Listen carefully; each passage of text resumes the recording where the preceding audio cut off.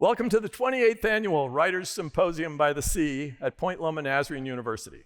I'm Dean Nelson on the journalism faculty at the university, and tonight we have the privilege of having Anthony Doerr, whose book, Wow.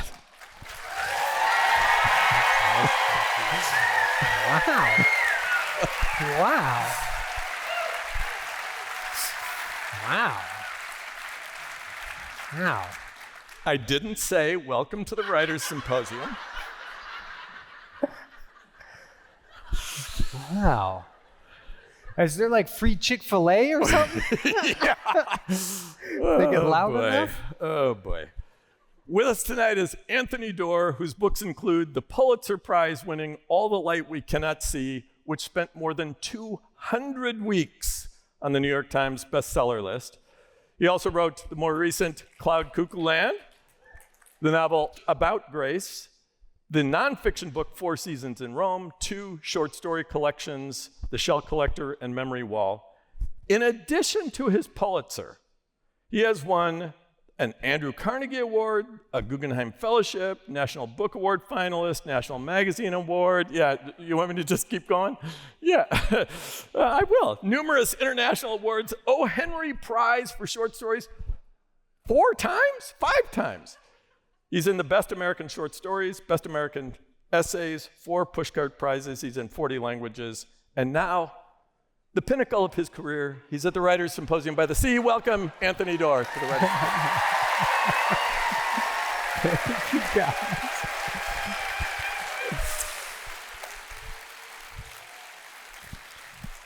Thanks so much for having me, Dean. Thank you guys so much for coming out. What an amazing campus. To see the storm come in off the water was like the best thing that's happened to me all week.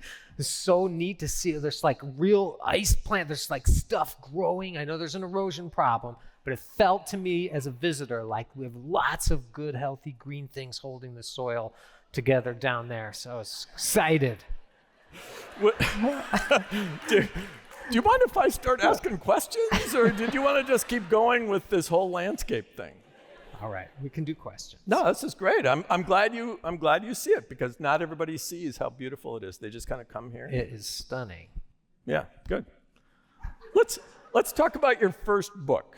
Whew. It was a 9-pager called Mollusks when you were a little kid. Did you have a focus group help you with that title? That's amazing. Never got this question before. It was a school project. I was super excited because Mom had a blank book. Mom sewed a bunch of stuff, and she made a purple cloth cover for it and even put like some cotton underneath it so it's puffy. As a kid, you're like, puffy books, pretty cool. Yeah, those are awesome. And she was like, yes, you can have it, but make sure you like do a draft or 2 before you start filling the pages with your book about mollusks, which of course, very popular. But my most clear memory of my first lesson in failing at graphic design was I sit down very carefully to write the M for mollusk, and I put it right in the center of the puffy purple. And then I'm like, here comes the O and the 2 L's, which sometimes you forget about. And then I'm like, okay, so then I'm turning the book, like the USCS is all down. And then I think I still only, my huge effort filled about 2.5 pages of like the 40-page blank book. So it probably left readers a little unsatisfied. I think they were unsatisfied just looking at the cover, probably, not with. That's wrong. Mollusks are so interesting. Well, Dean, yeah, let's get into it. No, they're kind of meandering down the page. That's actually probably how they do it. Yeah, it's like I didn't realize this at the time, but it was mimicking the motion of a clam's foot. Exactly. Yeah, exactly. It's called multi-layered. Yeah. I don't know what. I was we only got to go on 1 vacation a year. My mom was a school teacher. I lived in Ohio, and I was obsessed with the ocean. I don't know why, but she had 2 weeks off, so she would pile me and my brothers in this old Suburban and drive us to Florida, to a place called Sanibel Island. Does anybody know this place? It was like it was paradise. And then she let us, Mom was a science teacher, she let us keep all kinds of creatures, probably illegal. And we would bring them back in milk jugs, like crabs and octopi and stuff that would die. and bring them all the way back. So you leave and it's like snowing and she's like in a white knuckle panic all the way home. And then we try to keep them alive in like aquariums in the kitchen. And there was something so like powerful and profound about that, like wrenching a creature out of its habitat and putting it next to the wood stove while snow is falling down. And you're like, that's a lionfish that my brother got stung by. I don't know, it was a very powerful stuff in my childhood about me and shells. Yeah, no, I think, and actually I think it comes through in your writing, that kind of fascination and wonder about that kind of, those lives.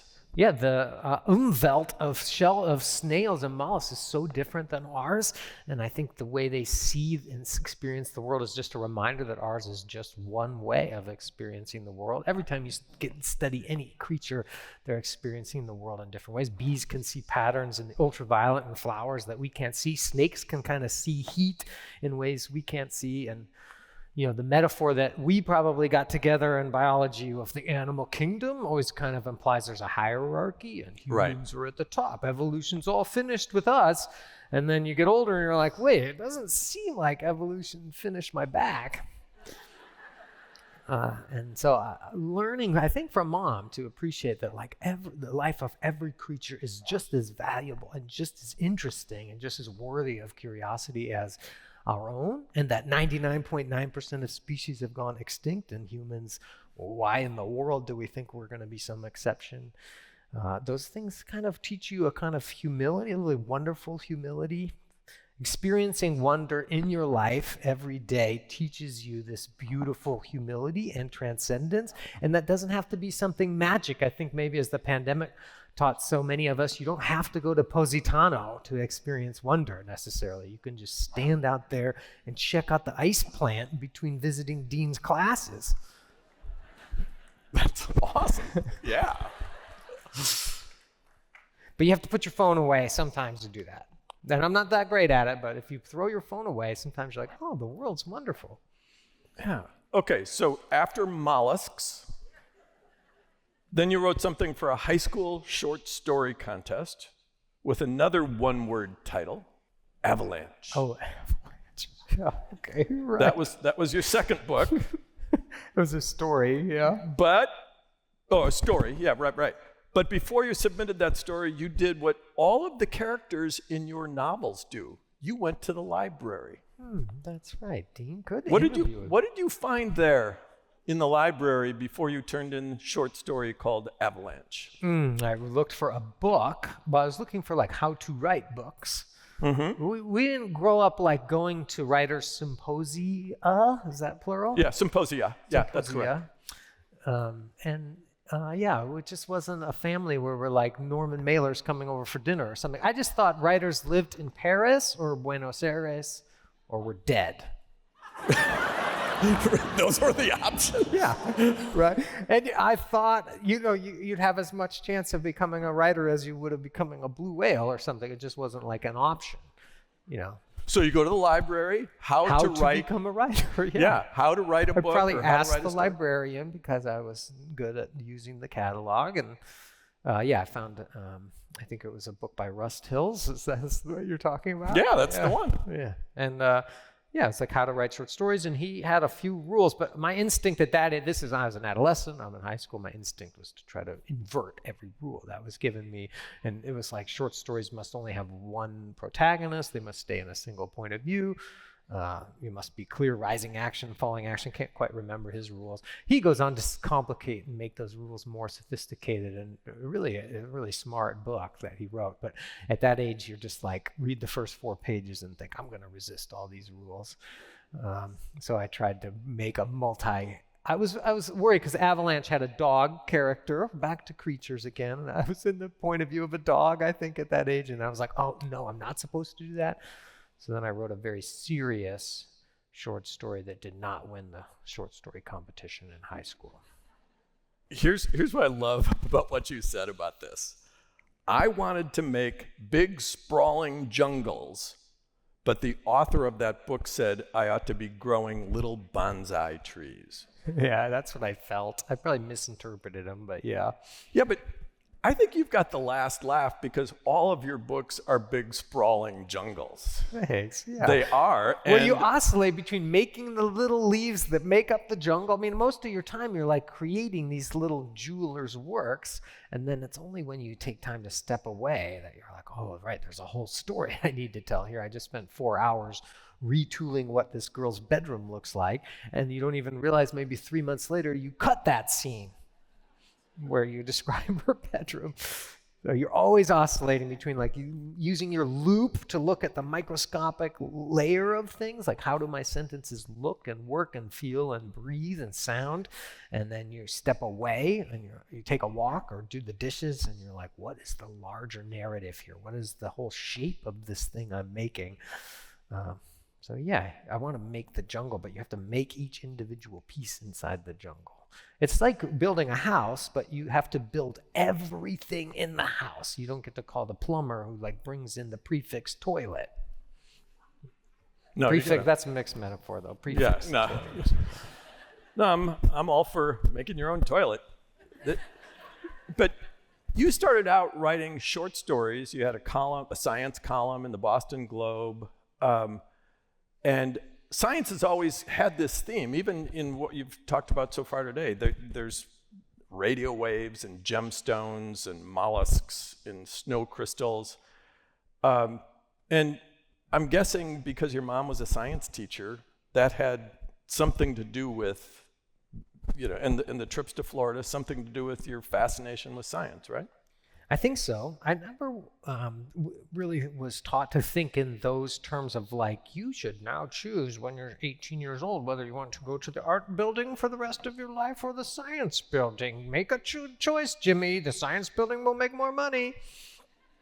I never thought I had to think that way. I went to a Montessori school through 7th grade. Maybe that was part of it. Mom was definitely part of it. I think of science and even theology and arts as all ways of just investigating this wild, mad, amazing life, this chance we get to be here on this planet for, if we're lucky, 8 decades, and then it's gone, and why not just learn as much as you can, and who cares what you call that learning? And so, yeah, science, like when they asked me to write this, it was a column on science books for the Boston Globe, science books written for the layperson. And I was like, well, you understand I'm totally unqualified to write this, but that's the point, is like those books were meant for the layperson. So it's like, do I understand what Brian Greene is saying about physics? I love that job. That was back when people like read physical newspapers. And it was, it's great for the San Diego paper that's helping us to support tonight. I feel like that was an amazing like grad school after grad school, those 10 years, because every 4 weeks I'd have to read 3 or 4 books, and sometimes string theory, sometimes new challenges to some element of the theory of evolution or something that would really keep me abreast. And so I do miss that, even though the deadlines, as you know as well as anybody, sometimes can wear you down.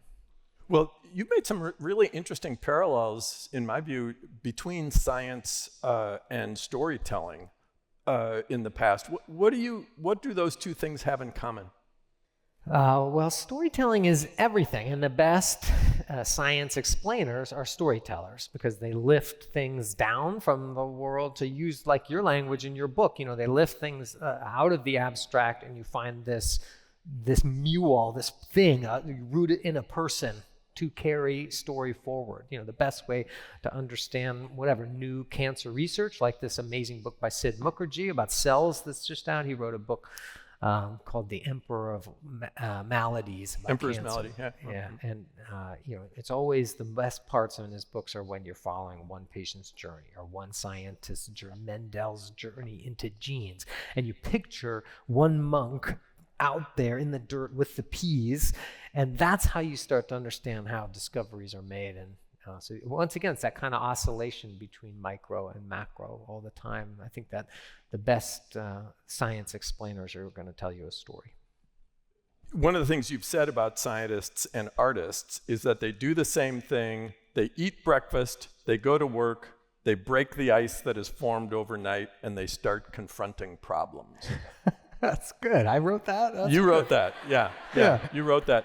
But is that what storytelling is to you? Is an attempt to solve problems? Much of the day. Of course, there's moments when you're like reaching your fingers up in the stars, but almost all the time you're just down on your hands and knees in the gravel or rearranging things. You're using these really inexact tools, which are words. You know, even when I say the word tree, that means a slightly different thing to every person in the room. And that's why reading and writing is a collaboration. When you read a novel, you're collaborating with the writer to make something totally unique that's never been existing in the world before. You're using those inexact things to try to fumble over like these universal truths. You know, Flaubert said, we long to make music to melt the stars, but we're really just tapping crude rhythms on pots and pans for bears to dance to. That's what you feel like when you're writing, because you have this initial vision in the shower of like what the scene's gonna be, but then when you sit down to make it, you're just failing all the time. It's just this inarticulate porridge. You know, you can't quite get there. And it's only through revision after revision that you can start to try to approximate. But there's always going to be gaps of misunderstanding and confusion in the gaps between words and in the words themselves. So I think there is something very much like science. Science, too, is a series of failures as you fumble towards some kind of conclusion. You know, you make a hypothesis, you test it, it fails, you try to reformulate your hypothesis. And I think that's a lot of what novel writing is for me. It's a big mesh of art and engineering and faith and doubt. So many of your themes deal with these enormous issues. It could be building of a dam that floods a community. It could be infertility. It could be apartheid, Alzheimer's, environmental disaster, war. Do you start with the big issue that you want to dig into, or do you say, I want to tell the story, tell the world a story about apartheid, or do you just create a character and follow her around for a while and see what trouble she gets into? I think you oscillate between the two, but I really want to maybe disabuse young writers in here, young of whatever age, beginning writers, that like you should start. I get really itchy when you say like, do you start with big ideas? Because often then you stay up in the big idea world. You have students come to you and they're like, well, I just want to write about love, so that's why I included no details in the story. I just wanted it to just be about love. And that's why I didn't want to describe the town they live in, because I wanted it to be any town. You're like, well, if you actually describe the town, the reader would have something to see in the town and might enjoy reading it. You know? So it's like the great irony of fiction writing is that the path to the universal is through the individual. The tunnel to the universe is through the little pieces of glitter that are shattered in the pavement down below Dean's office in the Point Loma faculty parking lot, right? That's how you tunnel towards these universal things Flaubert is fumbling after. And so you can't lose yourself too often in the big ideas, but you also can't get so focused in the minutia of your characters' lives that you forget that you're trying to tell something that other people can relate to. And so moving back and forth, I can be specific if that helps. All the Light We Cannot See, the idea comes to me 2004. I finished a book and I'm going to New York City. I was at Princeton for a year. I'm on the train to go to New York City to see my publisher's version, like the art for a cover for About Grace, my second book.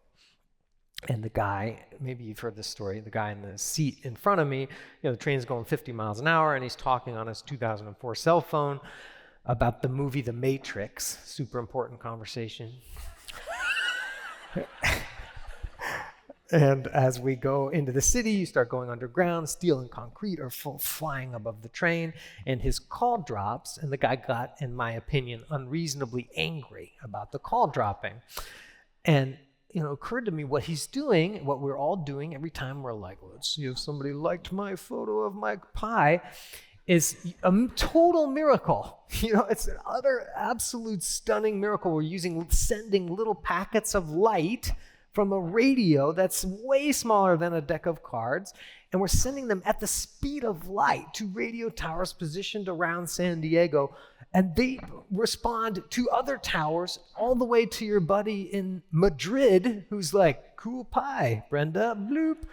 And then that's coming back to you at the speed of light. And you're like, why isn't this working? It's astonishing. It's like the gods can't do that stuff. And I don't usually get titles early, but I carry a little notebook. I can show you it. And that day I wrote All the Light We Cannot See. I was like, I want to somehow explore how we use invisible light to send messages. And I thought, all I have is this germ of a girl who was trapped using a radio to send a story to a boy who was also trapped, and he needed this story to somehow survive. So I knew I wanted to kind of remind ourselves of like the wizardry and the magic of electromagnetic communication. So that's, I guess, a big idea. But then immediately when I start writing that next day, start trying to piece out ideas, all I'm thinking about is the girl and what's her situation. So you're down to like, what would she be wearing? And it's months really before I've decided to settle it in World War II. I've got books about the radios stacked up on my desk. And it's a whole year before I decide to set it in this town of Saint-Malo in France. So these things come really slowly, but the whole time you're toggling back to like, what does electromagnetic communication mean now as I'm raising kids, as we're seeing, at that time we're seeing like the Arab Spring, and then, you're seeing like people in Mongolia learn to repair their tractors or speak French using YouTube, which is a total miracle, but you're also seeing people in power using these new tools, also using invisible light to control information. And by the time that comes out in 2014, we're just beginning to start to see the negative effects. And then the pandemic hits and you see like, the vaccine will give you 8 arms and turn you into a cockroach and stuff. And you're like, that's what I was writing about. And that was going on in 1938 to begin to lay the groundwork to exterminate millions of human beings. You got all of that out of a guy losing his call? Right. About Keanu Reeves. Yeah. Yeah, about Keanu.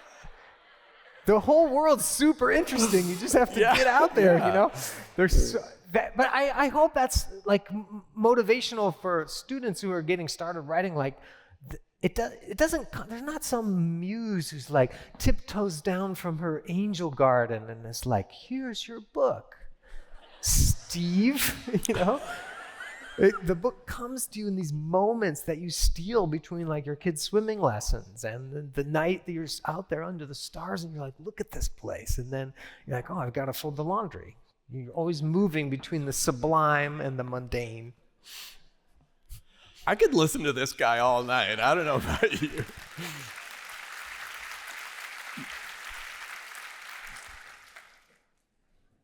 You draw these other parallels to science in storytelling where I love this parallel where you say, instead of writing what you write to know. And that's what scientists do too, right? They do experiments to know something. And that's what you're doing when you're writing. You don't know everything about electromagnetic waves. You're writing to find that stuff out, right? Absolutely, yeah. That cool link. I never made that link between that comment I made to one journalist once, and then science. But that's it. Like, the writing advice that you'll often get if you go to a workshop is write what you know. And I understand where that comes from. I think fundamentally that's good advice if it's about like write about falling in love or writing about having your heart broken, write about feeling lonely and isolated, write about feeling lost. Those are things we've all felt. Some people, of course, more than others.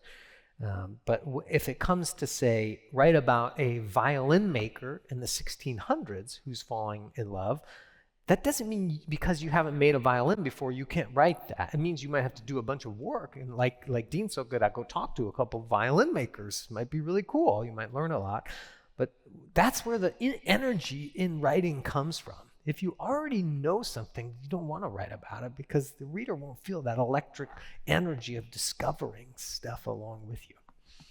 Yeah, other things you've said about writing, this is from your 4 Seasons in Rome book, where you say, to write a story is to inch backward and forward along a series of planks you are cantilevering out into the darkness, plank by plank, inch by inch.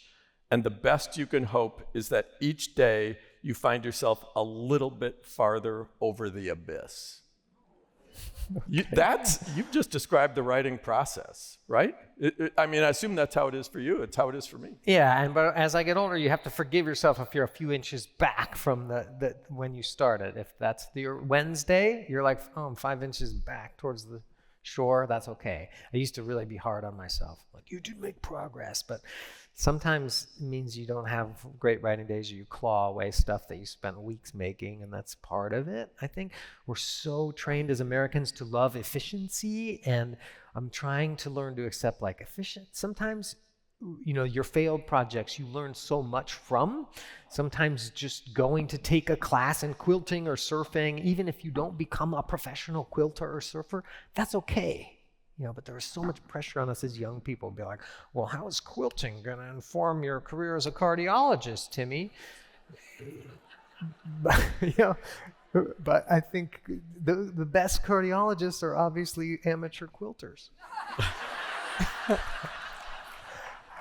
I don't know what exactly I'm saying there, but I think as you get older, try stuff and be willing to fail at stuff, including this thing that I might do as my profession, which is writing. Like, I have to keep allowing myself to fail. Otherwise, you don't really grow. I think that's what I'm trying to say. So you write this collection of short stories, Shell Collector. Everybody goes wild over it.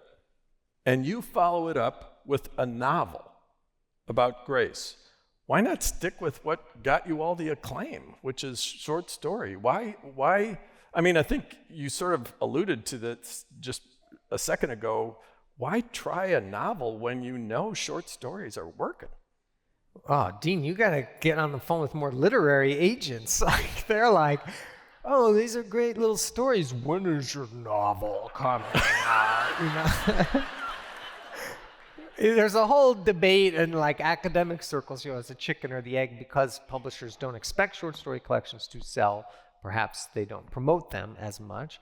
But the truth is, in the days of Edith Wharton and Fitzgerald and Hemingway, when people were tired at the end of a workday, you would open the Saturday Evening Post and consume 7,000, 8,000 words of fiction often. And now it's pretty easy to fire up your machines that give you Law and Order or whatever, some Netflix thing on tennis, and you're like, and you do that, and that's your story fix. Humans are still just as addicted to narrative as ever, but there are a lot more shiny ways to go get it, and there's no judgment in going to some of those shiny ways. I'll do it too. And you get to share it sometimes with your partner or your kids, and that's pretty cool. That's another way that reading is a little more awkward, although you should read aloud as much as you can. So I think there's a little more interest in novels because that's a form of narrative that humans can't quite get anywhere else. Although long-form TV is starting to infringe in some ways, and interesting and really great ways. But some narrative that takes you 9 to 10 hours to consume, I think humans still really like to find that in written, printed texts. One of the things I loved about the book about grace was all of the interconnections with the characters and through the natural world as well, which is one of the themes, I think, in so many of your books. But fundamentally, what you're telling us in that book is that we are connected to one another, and that even when we screw up, we sort of save each other. That's what I was getting out of that, and that's where the double sense of the word grace comes in. I loved that book. The New York Times, however,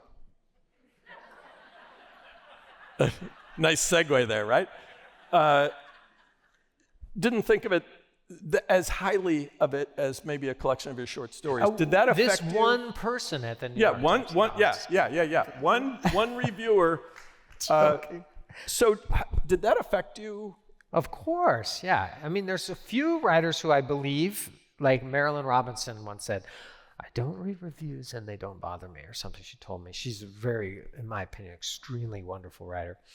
And I believed her. But most writers, when they're like, I don't care about what anybody says about my work, I'm like, right. I mean, it's if you work for months and months or years and years on something, it's human to be interested in what people think of it. So yeah. We had 2 babies at the time that review came out. We're living in Italy. My wife was doing most of the work, but I was in the trenches, and you're like, oh, I've got this book coming out. I have to go to these European countries to promote it. And then your publicist is like, also the New York Times reviewed it today. And then you're like, well, what did they say?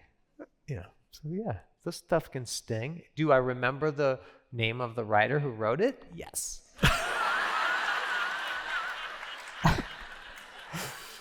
So I went back and read the review. I read it, and I felt like there was something else the reviewer was saying about that book. I thought he was also saying it was too well written. Okay. Honestly, that was the sense I got from it, that the writing was so beautiful that it was distracting. Okay. Yeah, it's been a long time since I read it, but I kind of remember some of that. I think it was like, it's cold. The book is cold. I mean, the whole book's about snowflakes, so I was like, kind of a compliment. In the end, you can't learn anything about and improve from a positive review. So you can learn something from those bad reviews if you can find a way to read them and not be too emotionally distraught, because you don't want them to affect. By the time a book comes out, you're making something else. Usually you're maybe 12 months or 6 months into a new project. And so your happiness is more dependent on creating things and not getting too attached to the reactions to something you made before. So you mentioned being in Rome. You're working on your only nonfiction book, 4 Seasons in Rome, which, in addition to telling about your year in Rome with newborn twins, it's about the history of civilization, the frustration of trying to write a book with 2 newborns in another country. So it's a book about writing a book, or more accurately, about all the things that kept you from writing a book. Yeah. And Brilliant. I wrote it as procrastination from writing All the Light We Cannot See. Yeah. It was a total work of procrastination. I actually loved 4 Seasons in Rome for a variety of reasons. The John McPhee influence in me was just paying attention to the structure of that book. I thought it was a clinic in structure. Thanks. Main character heads off on an adventure, has all sorts of trouble, keeps seeing glimpses of hope and reasons to continue. All the while, this is giving you a chance to tell about Rome and nature and architecture and graffiti and loads of your personal fears and reflections. When I finished that book, I thought, this is how you write a book.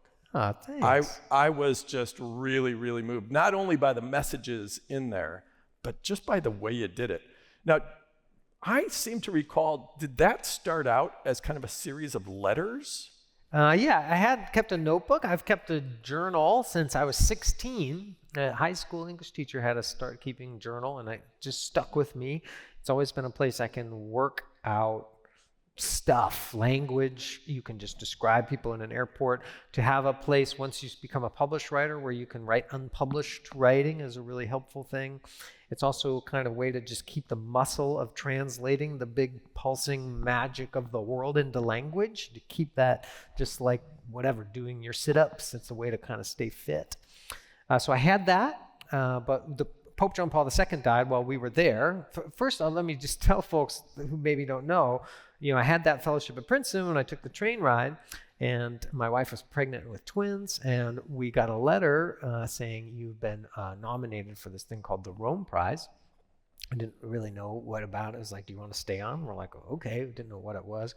And then the day Shauna gave birth to these boys, she has a C-section. I go home to get her bag and some stuff from the apartment that we were renting in Princeton. I grabbed the mail, and it's like, congratulations, you've won the Rome Prize, which is a year in Rome that you don't apply for. You live in the American Academy in Rome, which is on the Janiculum Hill. It's an incredible thing. It's been around since the 20s, mostly to help American architecture students learn architecture. But there's one writer every year, now there's 3. And they're like, do you want to go? Let us know. So I go pedal my bike through the snow back to the hospital. My wife's on morphine. We have 2 babies we've never met. And I'm like, hey, do you want to see what came in the mail? Guess what I got? Yeah. So thankfully, to her amazing credit, she's like, sure? Question mark? So yeah, we did that. So that was the experience. So I didn't know, we live in Idaho, first of all. I'd never lived in a city this big. There's like car alarms and motorinos and the babies are crying and like there's pictures of horses on the baby food. And you're like, is that horse? Rabbits? We're like, here you go, Owen. So it was an amazing adventure into fatherhood. But yeah, anyway, I can't remember your question, Dean. Well, but you were writing all the light. That's at what the I time. was given the prize to do, is work on a novel. But the journal pages started to overwhelm my fiction writing because the city was just so interesting. I'm used to Boise where everything's familiar, and being in an unfamiliar environment generally makes the work of your senses so much more engaged, when you go to a new place, especially when you don't know the language super well. So suddenly, I'd spend 3 hours writing about the piazza I had just been in that would be regularly flooded to pose mock naval battles to entertain the populace. You're like, that's more interesting than the book I'm writing. And then, and then the Pope died. I had published a few letters at this site called The Morning News, and they had gotten just tons of attention. The city's about 3 million, 7 million people came into the city. There's like, you go to the corner bar to get your espresso, you're like, there's Katie Couric, there's Matt Lauer or whatever. He was still existing then. Yeah. When it was okay to be Matt Lauer. Right. So, I think those letters, and then I think not my editor, but some other editor was like, have you ever thought about turning these into a book? And I was like, well, that would be less than 500 pages. And I already have some of it in my notebook. So there's a brain that's like, maybe I could finish this, unlike this World War II thing that's not getting finished. Maybe one of the reasons why it took you 10 years to do All the Light We Cannot See. Right? Maybe, yeah. But, okay, so now that's like a 3 or 4 part Netflix thing. All the Light. Yeah, Netflix is making it. It's pretty cool. I got to go to Budapest with my son, which was the greatest part. Thank you, Netflix, for including my son. And we got to go see them making this thing. It's crazy. It's the most astonishing thing to think that something you make in your basement gives people jobs. It's astonishing. You're just like, there's like security dudes and cable dudes and bakery dudes and mask-wearing dudes who check your masks. And you're like, you guys have the job because I made these people up. It's just, so I would go home and cry and go back to the hotel and cry. It was just really overwhelming. When are we going to see it? It'll come out this year is all I'm allowed to say. 2023. Okay. Mark Ruffalo, Hugh Laurie. Yeah, there's famous people in it. Yeah. But what's even more exciting is that we got a blind protagonist. So there's 2 protagonists in the novel. One is blind. And we have, Marie, the character in the book, she'll be played by an older Aria. She's about 20, but she'll play a teenager. And then Nell, she's 7. She plays the young version. And Nell's completely blind. Just getting to see her work, and it was amazing. Her father's also blind. Her family's there. She'd go out on the set, and they have a blindness consultant because it's hard for them to find their marks and where to put her hands. And she kept touching her face, and it was just it was really special to get to see her work, and hopefully then other actors with visual disabilities will have more opportunities because of these 2 amazing young women. Yeah.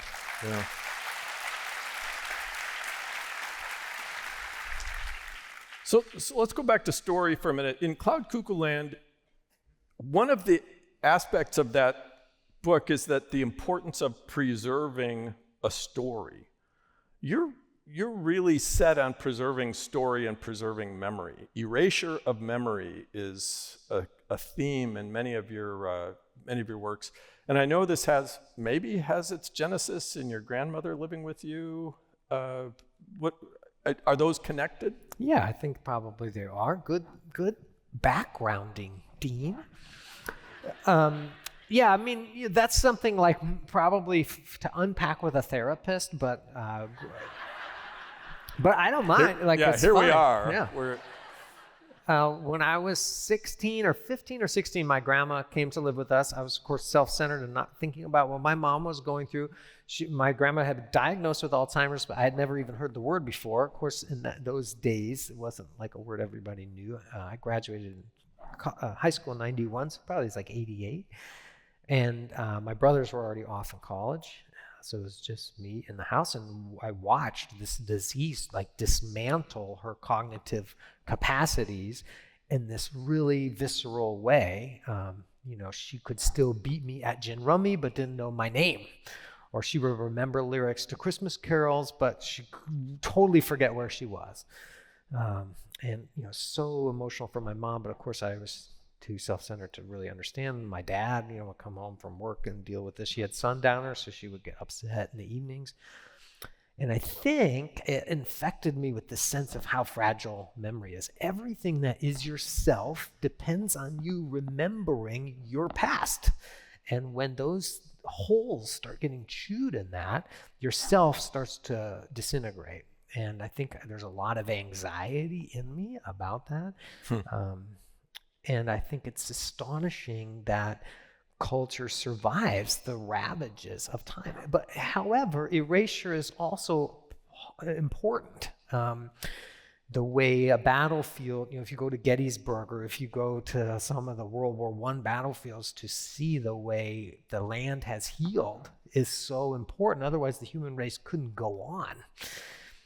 So this tension between erasure and memory has always been present, I think, in all my work. And then Cuckoo Land was probably my most explicit way. It's about a manuscript that survives over centuries, probably my most explicit way of preserving that. I think it's my middle-aged book because my kids were 0 to 10 when I worked on it, and the kids were 10 to 17 when I worked on Cuckoo Land. And I realized the most important thing about being a parent is the decentering it causes you. You get moved out of the center of your own needs and your own experiences, and you start thinking about yourself as a link in a continuous chain of human culture. And I was linking this idea of environmental stewardship with book stewardship and cultural stewardship, and the way libraries and librarians and teachers have preserved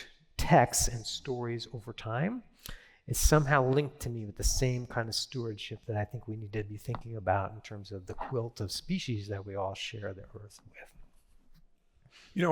When I read Cuckoo Land, I was partway through it, and I'm just thinking, dude, I'm trusting you. I have no idea where this is going.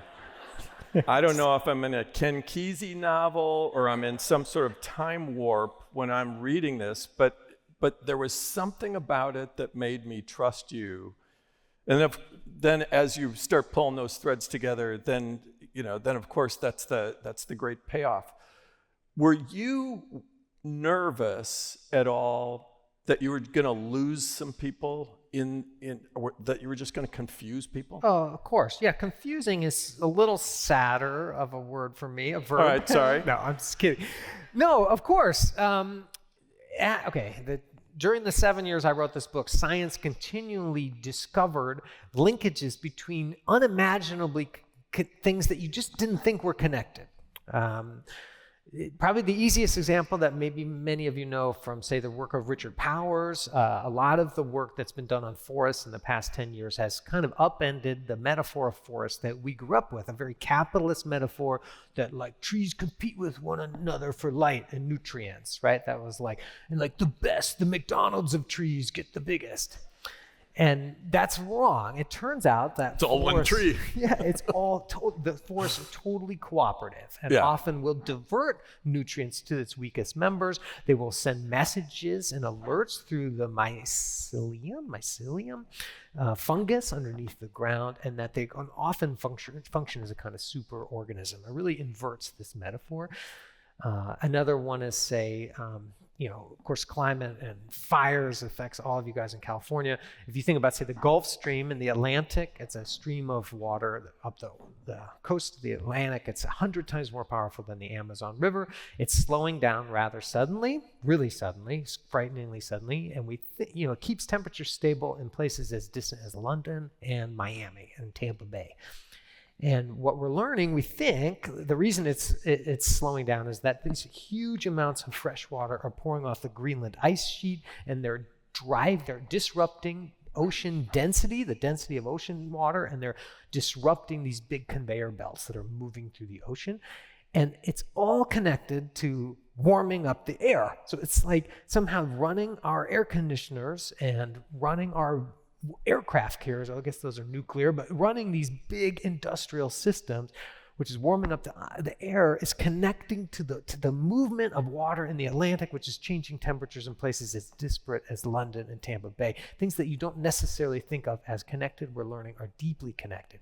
The microbiome is another one. I can get really excited about that. Like this stuff, there's about 30, there's doctors in here. I heard you thank some doctors, so they're going to correct me. There's something like 30 trillion human cells in our bodies, but when you got out of bed this morning, about 37 trillion microbial cells got out of bed with you. There's more microbial cells in you than human cells. And they operate in this dark, simmering river inside of you, and they help, not only digest food, but maybe control your mental health. They help control how you smell. All these things are deeply interconnected, and we're still used to using this idea of here's human, let's go out into nature for the weekend. Okay, back to my office in the human world. But you're always moving these wildernesses around within you. And I think I wanted to somehow suggest at the beginning of Cloud Cuckoo Land that these things that you think are totally disconnected, if you trust me, I'm going to try to show you these little filaments that connect all of us through time, so that as there are going to be more fires, say in the United States, more floods, the awful floods in Pakistan last year, as more and more of these environmental threats disrupt human life, there's this danger that our empathy will wane. We'll get empathy fatigue, and we'll forget that we are connected. You have to use your imagination, really expand and work out your imagination like a muscle, so that you can remember that you're not alone. That's also, ironically, the answer to your own personal happiness.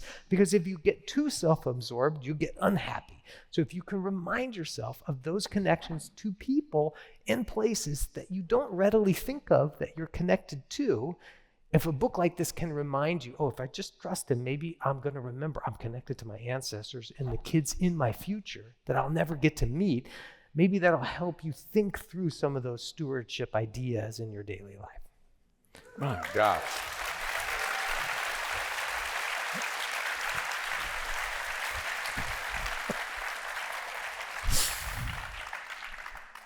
That was pretty awesome. So part of the way you did Cloud Cuckoo Land, actually you structure it similarly to your other books as well, which are these really, really short chapters.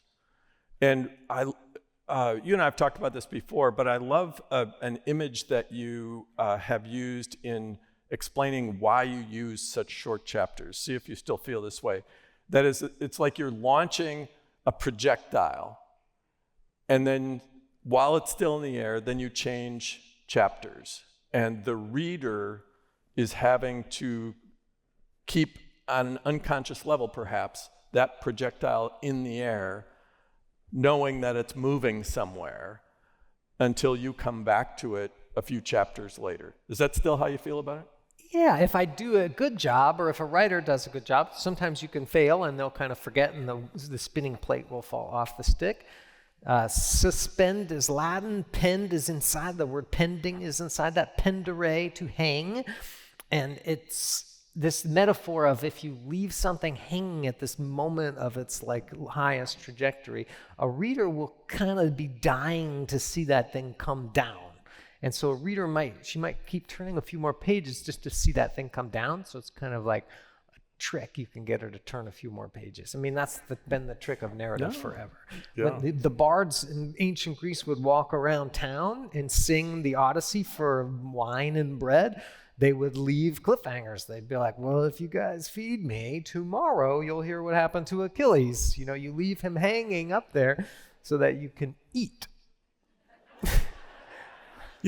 Also, there's such a morality in your characters. They all have these moral quandaries, and yet there's this kind of fundamental drive to do, I hate the cliche, I know it makes me sound lazy, but to do the right thing. They struggle with what they want to do and what they end up doing, and then they usually do the right thing. And I'm just wondering, where is that part of your own kind of sense of humanity, that we all have this fundamental morality to us, that we're going to do the right thing? Well, I would answer that differently depending on like what news articles I've read most recently. Mm-hmm. No, that's fair. But I feel like, God, there was some amazing stuff in the Times about Putin's culture of disinformation this weekend in the New York Times.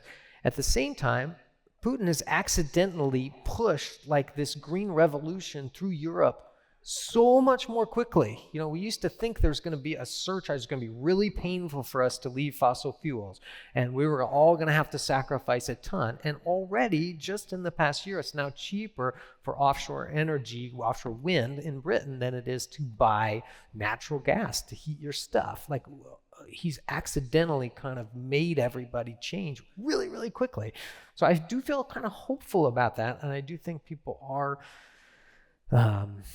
doing the right thing because it just makes sense in about 18,000 different ways right now.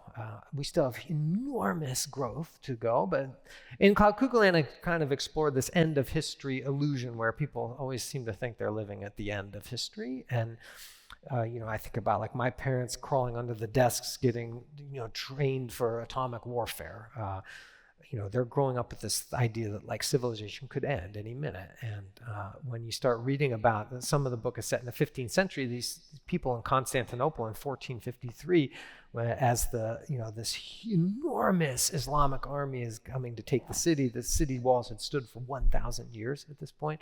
They genuinely believed this was it. The world was ending, like history, the final period was being put on history, and that, the second coming was there. That's what all these Christians believed inside the city. And of course, history has just kept going. So I kind of tend to find hope in that. Each time you read more about any historical period, you're like, okay, we've kind of been through this before. You can feel kind of despairing about that, but you can also feel kind of hopeful, like people keep finding ways. So. All right. That's as hopeful as you're going to get, right? Yeah. All right. So let's talk about writing again, where I love this line from Four Seasons in Rome where you say, 1 minute I think this is a good sentence. The next, I'm on the brink of throwing the whole thing away. But I'm used to this by now. That's the writer's life, right? It's the neurotic writer's life, yeah. Yeah, I mean, my wife helps me through that all the time because there's moments where you're really like, this is not working. This is not solvable. And but yeah, experience helps remind you. If you get a good night's sleep, lots of problems can be fixed. That's good.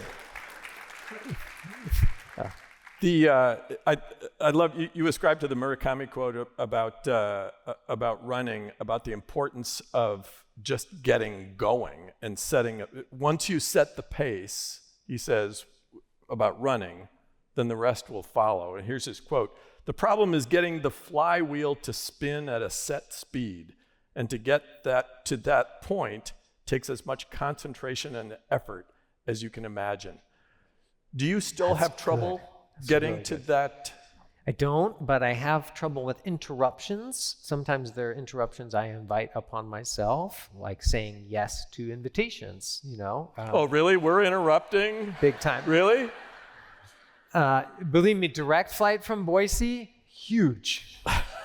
Huge. Like that, where we live, usually the East Coast is a whole day. So I do tend to think about some of those things. The life interrupts you, as every person here knows. Parents get older, kids need stuff.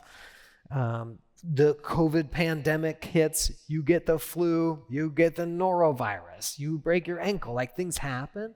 And so sometimes keeping that flywheel turning on any creative project, whatever you guys are interested in, that's actually how you build, incrementally how you build big things. Is by just picking the berries, one berry at a time. You filled a huge bucket.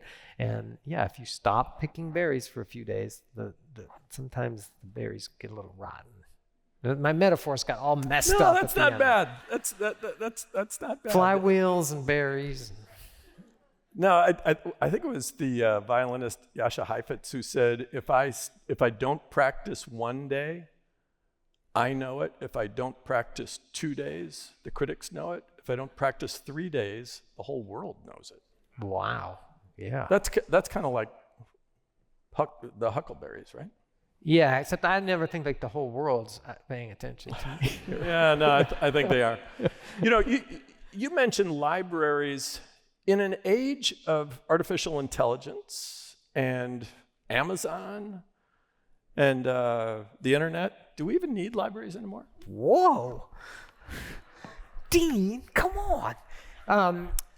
Okay, where we live and it gets cold out, the library is the last place you can use the restroom without buying a $7 latte. So let's just start there. So we start with the biological function. Yeah.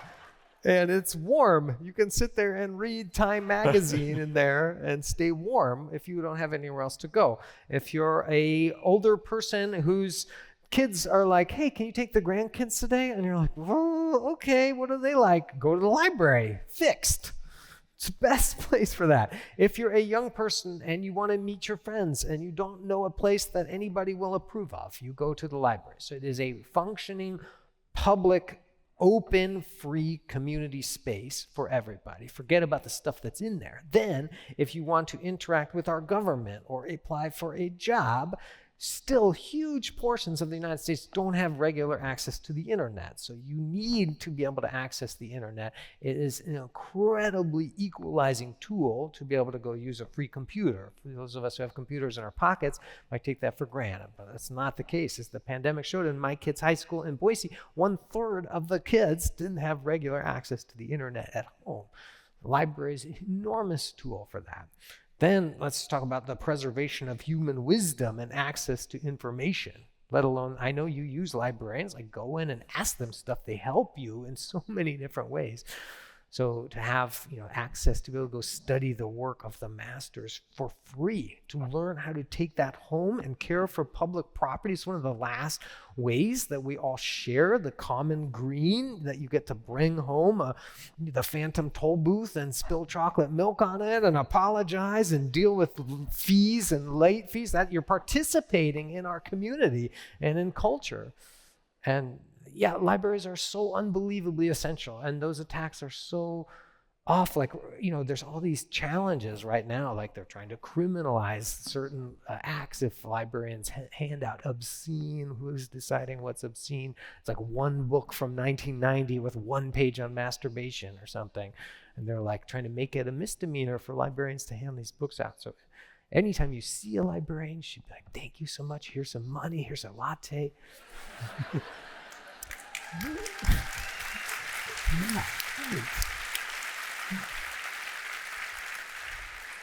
When I was in Boise with you a year ago, I went into the Boise Library. And what I love about that is it says library on the building with an exclamation point after the Y.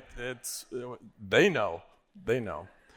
But I mentioned artificial intelligence. Are you worried as a creative person about artificial intelligence? Maybe are we no longer going to need great writers? I mean, we're just going to just go into chat, GPT, and they'll have us print something out?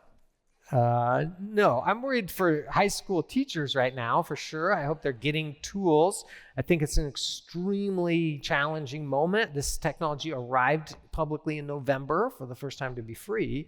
And I think, I would guess, I'm going to get in tons of trouble, but maybe 20% of papers that high school teachers are getting handed right now probably are somehow helped by ChatGPT. So I would worry that teachers aren't getting time to learn about these new tools, teach kids about these tools.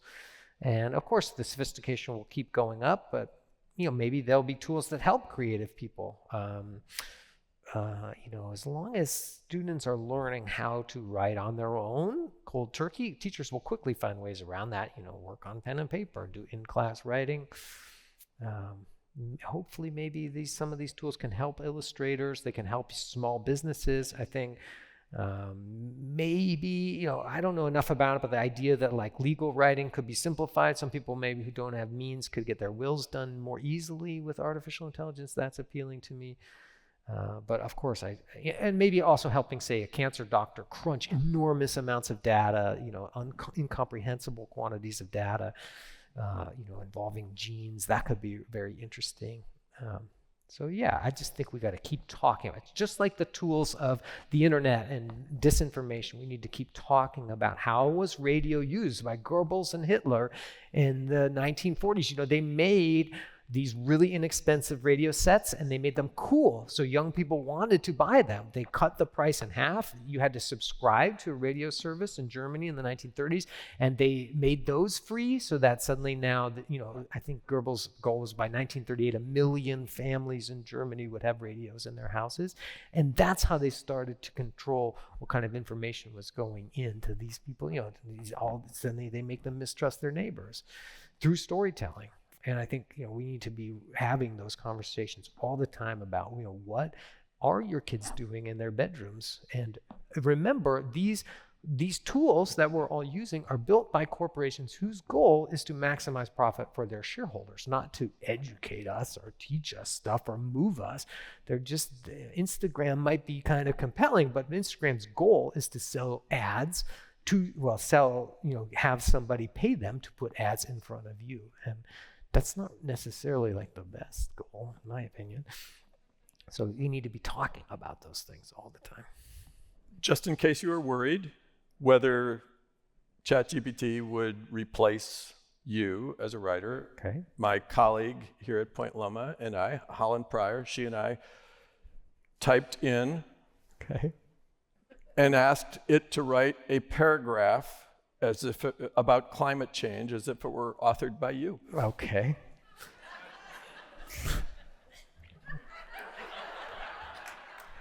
Here's the opening sentence. Climate change is a looming threat that has the potential to alter the face of our planet as we know it. I'm telling you, it doesn't sound like boring. You. Yeah, exactly. I think you're okay. I think you're okay. That's it. That's okay. Well, the rest of the paragraph is just more of the same boring stuff. Yeah. So it would be better if Randy was walking to the coffee shop one day. Exactly.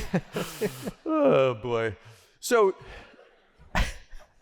I want to talk about writing some more. Where you, I don't know. I know you have some Catholic upbringing, but I don't know that that's what's informing you now necessarily. But you're just tapped into some kind of spiritual or transcendent stuff when you write.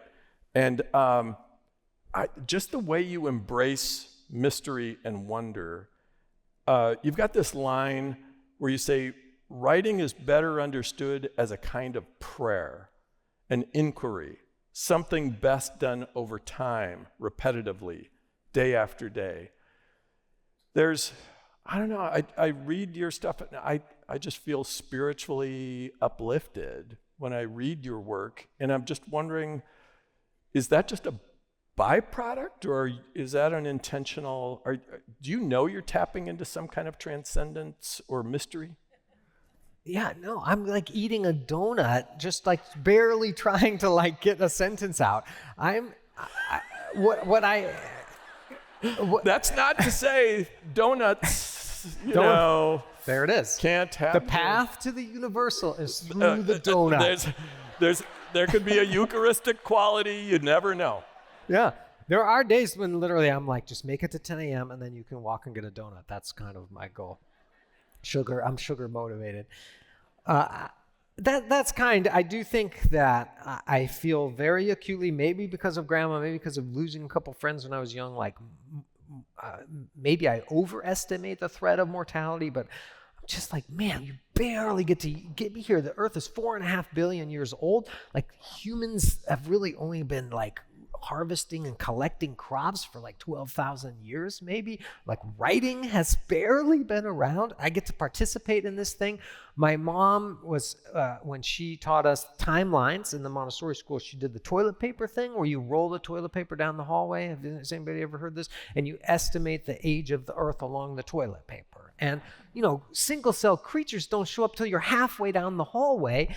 And the dinosaurs don't show up until the last square of toilet paper. And then human history is like the micron on the very last edge. And that's all of it. That's the Caesars and the Chinese dynasties and your grandmother's cookie recipe and the first time you made out in a vehicle. All that stuff is in the last micron of fabric at the end of this whole hallway. And that stuff sinks in when you're 8. You're like, it makes you feel small, but it makes you feel huge at the same time. You're like, I get to be here. Like, I get to look up into this infinite cosmos. Now we have the James Webb Telescope that's like teaching us about the very first moments of creation. And then you're like, well, what was before the Big Bang? Like, get into that, James Webb. Like, I want to know that stuff before I'm gone. And now we're learning about exoplanets. We're like discovering a new exoplanet every day. Like, not only does our sun have planets going around it, but maybe all the stars up there have these big rocky and gaseous things spinning around them. And that, how unique are we? Like, we get to be here and know that and experience all that stuff. So maybe I'm trying to remember that as I eat the donut, and maybe I can channel some of that. But it's just this breathtaking fortune of that one sperm finding its way to that one. Like, your dad had like zillions of sperm, and then one found that egg. And then you start getting into atoms. You're like, you might have 30 trillion cells in you, but the amount of atoms in you is just mind-blowing. So if you start thinking through like the miracle of getting to be here to do any of that stuff, sometimes that does lift you above like the traffic jam on I-5. Wow. Wow.